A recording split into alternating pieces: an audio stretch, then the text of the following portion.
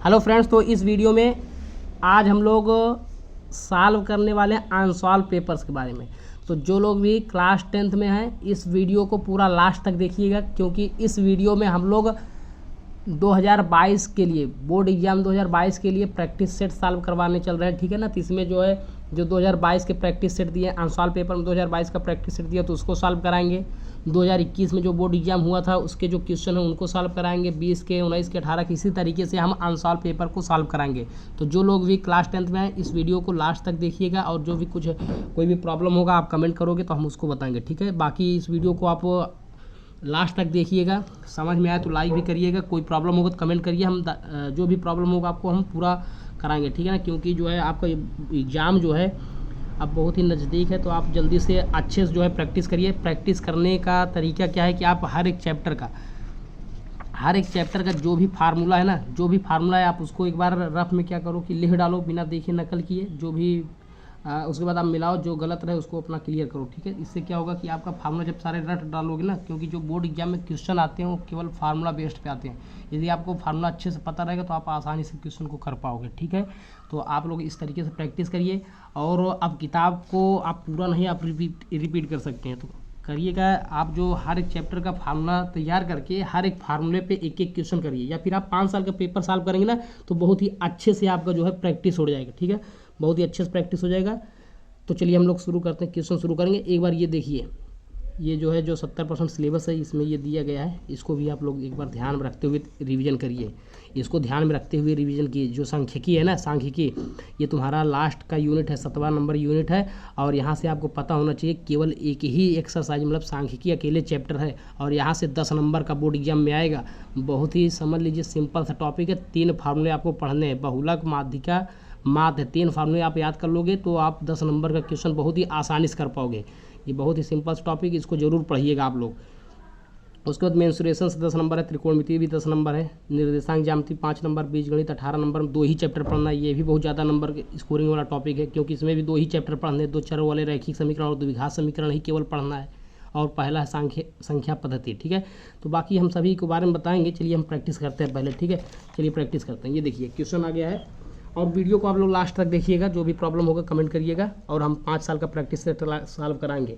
और यदि आप वो 5 साल का प्रैक्टिस सेट सॉल्व करके जाते हो ना तो आप 100% जो है बहुत ही अच्छा स्कोर करोगे। ठीक है ना। मैथ्स में अगर अच्छा स्कोर करना है तो 5 साल का प्रैक्टिस सेट सॉल्व करके जरूर जाइएगा। ठीक है।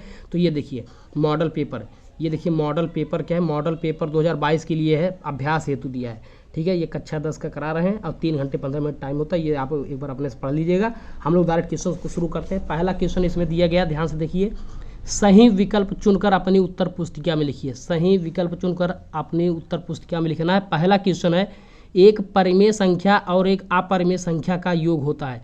तो जो एक परिमेय संख्या और एक अपरिमेय संख्या का योग जो होता है वो हमेशा अपरिमेय संख्या ही होता है। पहला ऑप्शन इसमें दिया था परिमेय संख्या, दूसरा अपरिमेय, तीसरा एक, और लास्ट में ए और बी दोनों। तो यहाँ जो एक परिमेय संख्या और एक अपरिमेय संख्या का योग पूछे, चाहे घटाना पूछे, तो उसका मान हमेशा अपरिमेय संख्या ही होगा, इसलिए इसका बी ऑप्शन करेक्ट हो जाएगा।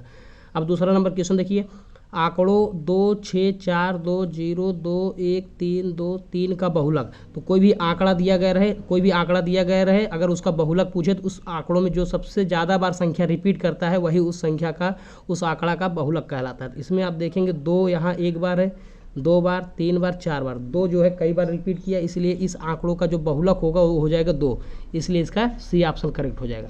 अब ग नंबर क्वेश्चन देखिए। ग नंबर क्वेश्चन ये है कि संख्याओं a1x + b1y + c1 = 0 तथा a2x + b2y + c2 = 0 का एक अद्वितीय हल होगा यदि ये 2 रेखाएं दिया रहेगा। अगर 2 रेखाएं दिया गया, इसका एक अद्वितीय हल तभी होगा जब a1/a2 does not equal to b1/b2 होगा। जब a1/a2 का मान b1/b2 के बराबर नहीं होगा तो ये एक अद्वितीय हल होगा। 4 ऑप्शन दिए गए, इसका सी ऑप्शन करेक्ट हो जाएगा। चलिए घ नंबर क्वेश्चन देखते हैं। चौथा नंबर, सभी त्रिभुज समरूप होते हैं। सभी त्रिभुज समरूप होते हैं कौन सा? पहला ऑप्शन है समद्विबाहु, बी ऑप्शन है समकोण, सी ऑप्शन सर्वांगसम, और लास्ट में समबाहु। तो जो समबाहु त्रिभुज होता है वो सभी समरूप कहलाते हैं। तो कौन सा ऑप्शन करेक्ट होगा? इसका डी ऑप्शन हो जाएगा। अब देखिए 5वां नंबर क्वेश्चन, ये दिया है sine 48 degree minus cos 42 degree का मान होता है। तो आप साइन 48 डिग्री के स्थान पे साइन 90 - 42 लिख सकते हैं। साइन 90 माइनस 42, और आपको पता है साइन 90 माइनस थीटा क्या होता है, कॉस थीटा होता है। तो यहाँ साइन 90 माइनस 42 क्या हो जाएगा, कॉस 42। अब यहाँ से कॉस 42 माइनस कॉस 42 ये कट के क्या हो जाएगा, 0। तो इसका आंसर क्या हो जाएगा, 0। तो इसलिए इसका सी ऑप्शन करेक्ट हो जाएगा। पहले में 1 था, दूसरे में 2 था, सी वाले में 0 था, लास्ट में इनमें से कोई नहीं। तो इसका सी ऑप्शन करेक्ट होगा 0। 0 क्यों होगा, एक बार फिर ध्यान से देखिए। साइन 48 डिग्री के स्थान पे आप लिख सकते हो sine 90 minus 42। Sine 90 minus theta होता है कॉस थीटा, तो आप यहाँ आ जाएगा कॉस 42। कॉस 42 में से कॉस 42 कैंसिल कर देंगे, 0 हो जाएगा। ठीक है, अब देखते हैं 4 नंबर। यहाँ देखिए डायरेक्ट ये फार्मूला पूछ लिया है। यदि आप फार्मूला याद किए हो ना तो एक 2 नंबर के डायरेक्ट फार्मूला भी पूछ लेता है, इसलिए आप अच्छे से फार्मूला को जरूर प्रैक्टिस करके जाइए। जो भी क्वेश्चन पूछे भी जाते हैं वो डायरेक्ट फार्मूला बेस्ड रहते हैं।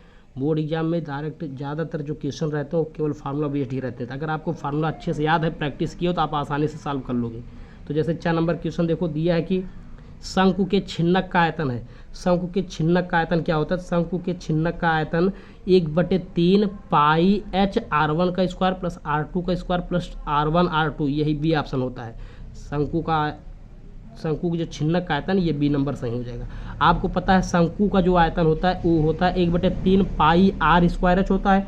अब यहाँ r के स्थान पे जो छिन्नक आ जाएगा, छिन्नक में 2 त्रिज्या हो जाएगा, तो बस यहाँ r के स्थान पे r1 के स्क्वायर प्लस r2 के स्क्वायर प्लस r1 r2 कर देना होगा। तो इस प्रकार शंकु के छिन्नक का आयतन क्या होगा, 1/3 पाई h ब्रैकेट में r1 के स्क्वायर प्लस r2 के स्क्वायर प्लस r1 r2। इसका बी ऑप्शन करेक्ट हो जाएगा। ठीक है, चलिए अगला देखते हैं। ये देखिए, सभी खंड कीजिए। पहला क्वेश्चन इसमें दिया है 38, 25, 3825 को अभाज्य गुणनखंडों के गुणनफल के रूप में व्यक्त करना है। अभाज्य गुणनखंडों के गुणनफल के रूप में व्यक्त करना है, 1 नंबर में पूछा गया प्रश्न है। चलिए इसको सॉल्व करते हैं। तो ये देखिए 2 का नंबर क्वेश्चन क्या है, 3825 है। इसका जो है अभाज्य गुणनखंडों के रूप में इसको लिखना था। तो आप 3825 लिखेंगे।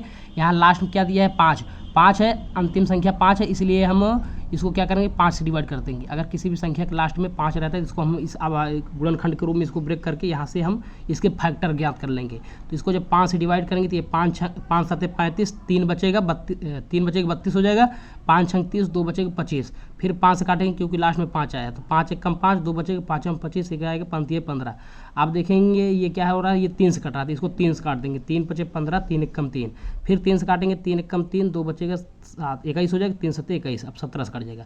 तो यहाँ जो 3825 के जो 3825 जो अभाज्य गुणनखंड के रूप में पूछा है, तो अतः इसके अभाज्य गुणनखंड हो जाएंगे 3 3 5 5 और 17 आया है ना। तो इसके अभाज्य गुणनखंड हो जाएंगे 3 × 3 × 5 × 5 × 17। यही क्या होगा, इसका आंसर हो जाएगा। ये क्या होगा, इसके अभाज्य गुणनखंड हो गए। ठीक है, अब अगला क्वेश्चन देखते हैं।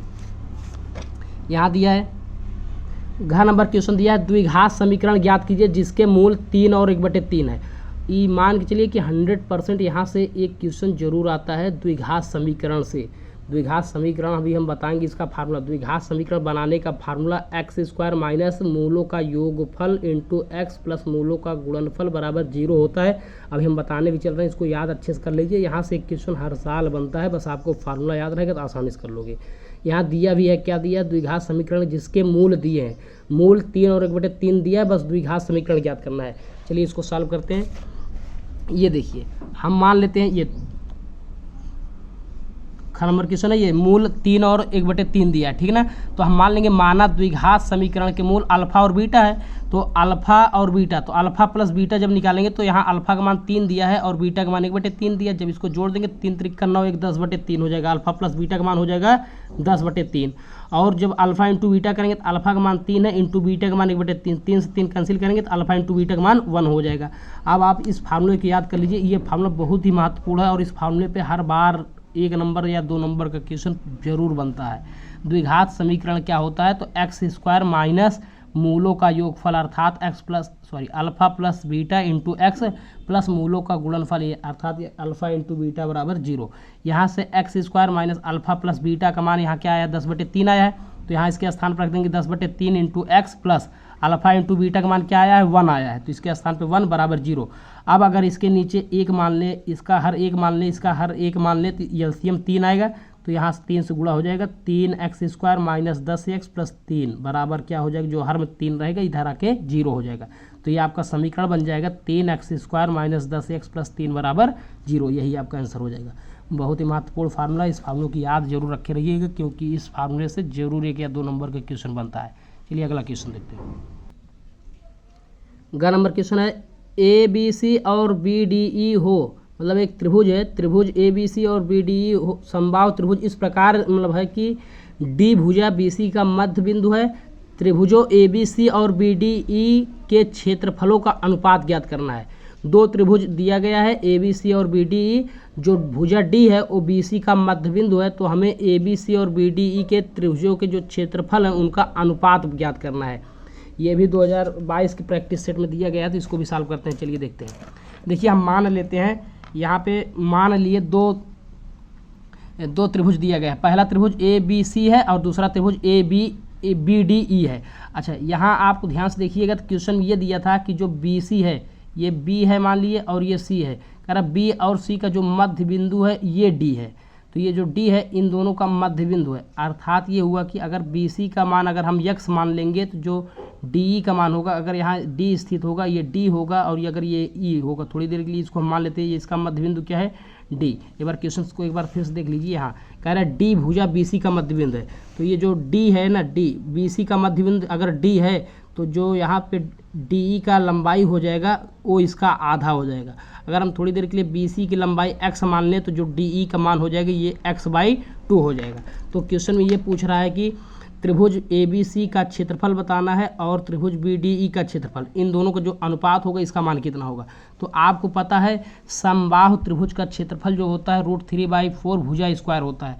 तो यहाँ से त्रिभुज ABC का क्षेत्रफल क्या हो जाएगा √3/4 इंटू भुजा स्क्वायर। भुजा का मान क्या है यहाँ से, ये देखिए भुजा x दिया गया है तो यहाँ x का स्क्वायर कर देंगे बटे में ये त्रिभुज BDE के लिए, त्रिभुज BDE के लिए ये देखेंगे त्रिभुज ये BDE है। अब इसके लिए यहाँ पे त्रिभुज BDE का जो क्षेत्रफल होगा ये √3/4 इंटू भुजा स्क्वायर, तो यहाँ भुजा का मान क्या है x/2 मान है, तो x/2 का स्क्वायर कर देंगे।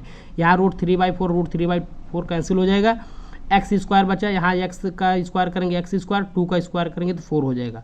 तो अब इसको पलट देंगे, ये 4 ऊपर चला जाएगा तो 4x स्क्वायर हो जाएगा बटे में x स्क्वायर कटेगा तो आ जाएगा 4, यहाँ नीचे आएगा 1, तो हो जाएगा 4:1 आपका आंसर हो जाएगा। ठीक है, तो जो त्रिभुज ABC और त्रिभुज BDE का जो क्षेत्रफल का अनुपात है ये आ जाएगा 4:1 हो जाएगा। ठीक है, अब अगला क्वेश्चन देखते हैं। घ नंबर क्वेश्चन है बिंदुओं A, B, -A, -B के बीच की दूरी ज्ञात कीजिए। ये भी क्वेश्चन बार बार बनता है, बस केवल संख्याएं चेंज होता है बस। यहाँ से भी बोर्ड एग्जाम में 100% 2022 में भी क्वेश्चन 1 या 2 नंबर के बनेंगे। आप 100% फार्मूला में क्या याद करेंगे कि दो बिंदुओं के बीच की दूरी का फार्मूला होता है √x2 - x1 का whole square plus y2 - y1 का होल स्क्वायर। चाहे आप x2 - x1 करिए, चाहे x1 - x2 करिए, कोई दिक्कत नहीं, दोनों फार्मूला ठीक है। आप अच्छे से याद जरूर कर लीजिए, यहाँ से भी क्वेश्चन बनते हैं। चलिए इस क्वेश्चन को सॉल्व करते हैं। देखिए यहाँ बिंदुओं दिया है, 2 का लास्ट वाला क्वेश्चन दिया है, बिंदुओं A, B और -A, -B के बीच की दूरी याद करना है। तो दूरी के लिए सूत्र होता है √x2 - x1 का whole square plus y2 - y1 का होल स्क्वायर। तो यहाँ दूरी बराबर हो जाएगा, इसको अगर हम x1 मान लें, इसको y1, इसको x2 तो इसको y2 हो जाएगा। तो यहाँ x2 का मान माइनस है, माइनस ये x1 का मान a है, प्लस y2 यहाँ सूत्र में है तो यहाँ y2 का मान क्या है -b माइनस यहाँ y1 है, y1 का मान क्या है b, तो यहाँ लिख देंगे b। अब माइनस ए मिलकर -2a का स्क्वायर हो जाएगा, प्लस ये -b मिलकर -2b का स्क्वायर। तो यहाँ से हो जाएगा, अब जब दूरी बराबर -2a का स्क्वायर करेंगे तो -2a का स्क्वायर करेंगे तो ये 4a स्क्वायर हो जाएगा, प्लस -2b का स्क्वायर करेंगे तो ये 4b स्क्वायर हो जाएगा। तो इन दोनों में कॉमन क्या मिल रहा है 4, तो यहाँ से बचेगा a square plus b square. अब 4 को रूट के बाहर करेंगे तो 4 के रूट, जब 4 रूट के बाहर आएगा तो ये हो जाएगा 2 √a square plus b square, यही आपका आंसर हो जाएगा। ठीक है, चलिए अगला क्वेश्चन देखते हैं। अब तीसरा नंबर क्वेश्चन देखते हैं, सभी खंड कीजिए। कह रहा पहला नंबर क्वेश्चन x + 2y = 7 और x - 3y = -8 को हल करना है।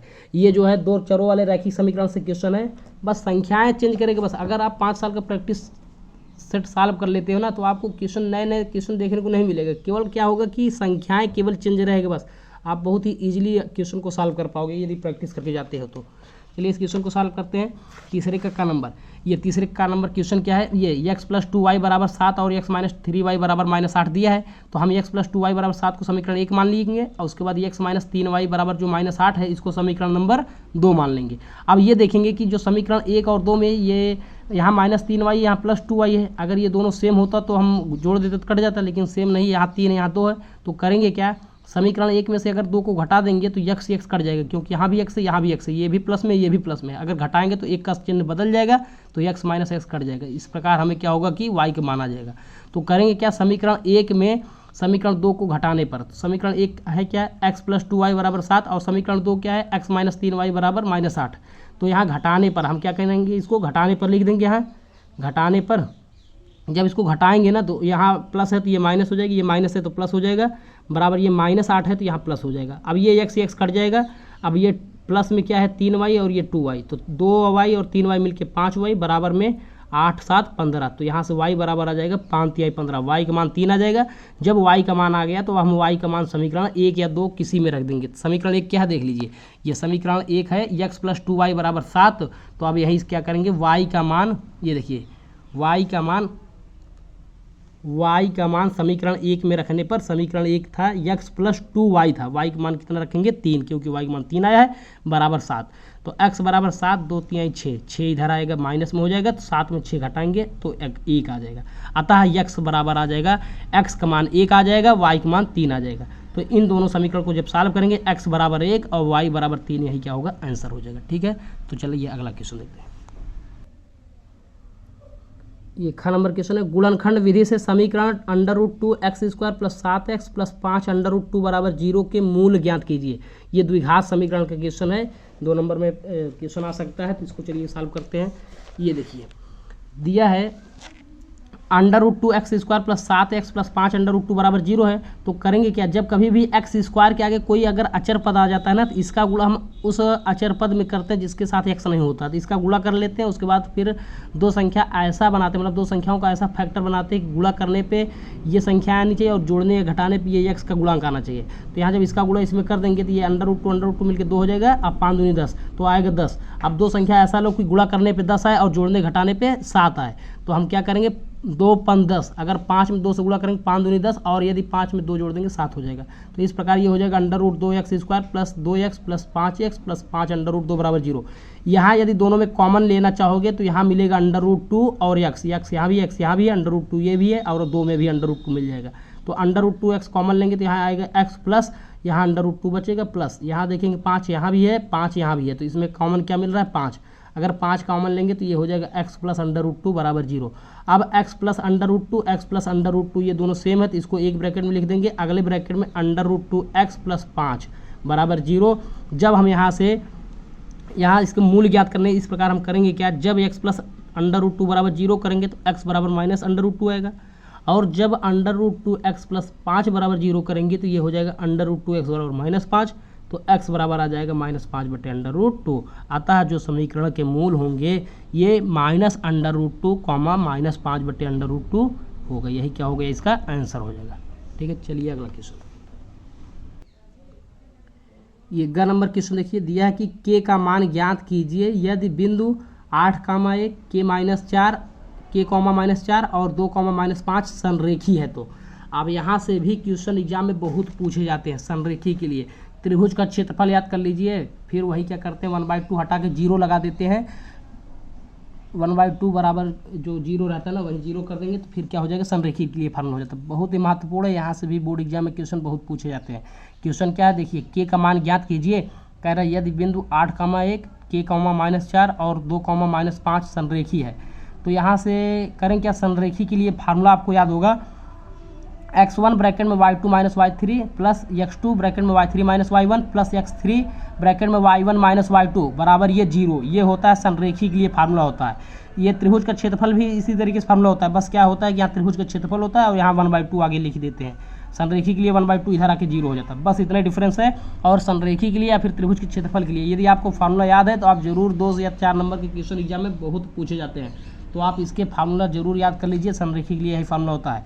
फार्मूला क्या है, x1 ब्रैकेट में y2 - y3 plus x2 bracket में y3 - y1 plus x3 bracket में y1 - y2 x1 x2 x3 ये तो क्लियर होता है, यही जो ब्रैकेट के अंदर रहते हैं यही कन्फ्यूज होते हैं, तो आप इसको ऐसे भी याद रख सकते हैं, 23 31 12 करके याद रख सकते हैं।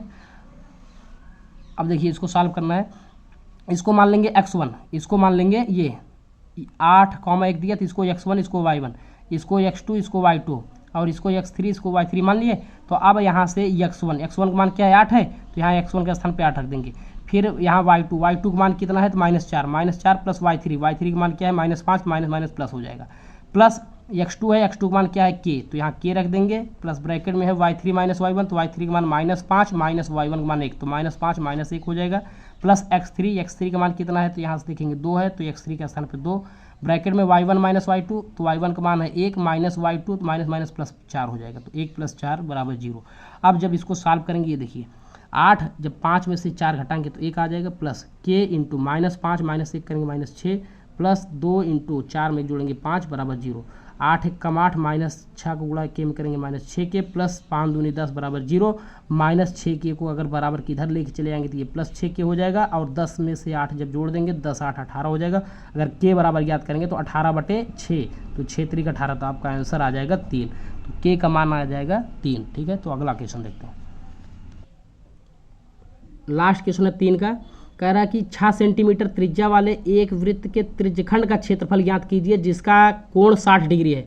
तो त्रिज्यखंड का क्षेत्रफल भी क्षेत्रमिति में टोटल 10 नंबर का आता है ना क्वेश्चन, तो वहाँ भी ये 4 नंबर 5 नंबर या 2 नंबर में बहुत ही आसान क्वेश्चन बोर्ड एग्जाम में आते हैं। बस आपको यदि फार्मूला याद रहेगा तो आप आसानी से कर लोगे, क्योंकि इस क्वेश्चन को आप देख के क्लियर कर सकते हो, आसान आते कठिन। ये देखो यहाँ क्वेश्चन ये दिया है कि त्रिज्या दिया है, त्रिज्या अर्थात r बराबर 6 सेंटीमीटर दिया है, और थीटा बराबर यानी कि कोण का मान दिया है 60 डिग्री।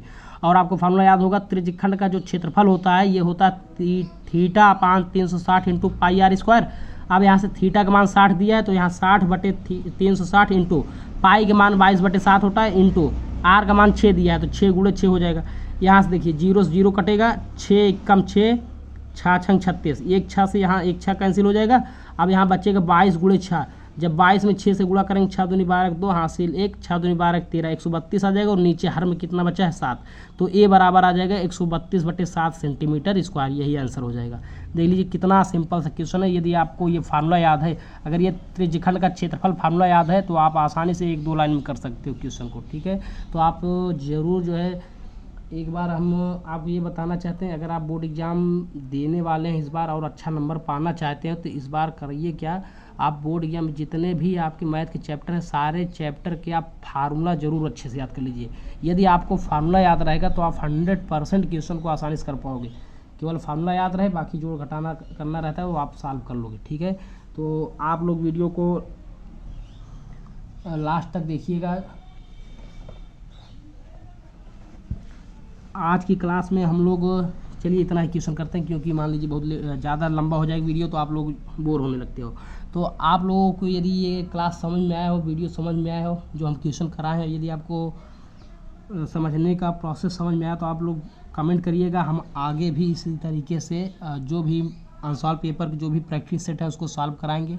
अगर आपको कोई भी टॉपिक का रिवीजन भी करना है तो आप बोलोगे, हम बताएंगे। यदि आप किसी भी टॉपिक का फार्मूले सारे मतलब चाहते हो ना पता हो, अगर ना मतलब आप लोग रिवीजन कर पा रहे हो तो हम लिख के उसको रिवीजन करवा देंगे। बस आप लोग प्रैक्टिस यदि करना चाहते हो तो आप कमेंट करिएगा, और वीडियो को लाइक अवश्य कर दीजिएगा। लाइक कर दीजिएगा। आपको समझ में आ रहा है या नहीं आ रहा है आप कमेंट करके ज़रूर बताइएगा, क्योंकि इससे हमको पता चलेगा कि आपको समझ में आ रहा है या नहीं आ रहा है। अगर नहीं भी आ रहा, जो भी प्रॉब्लम होगा आप कमेंट करिएगा, हम सब बताएंगे। ठीक है, बाकी मिलते हैं अगली क्लास में। Thanks for watching.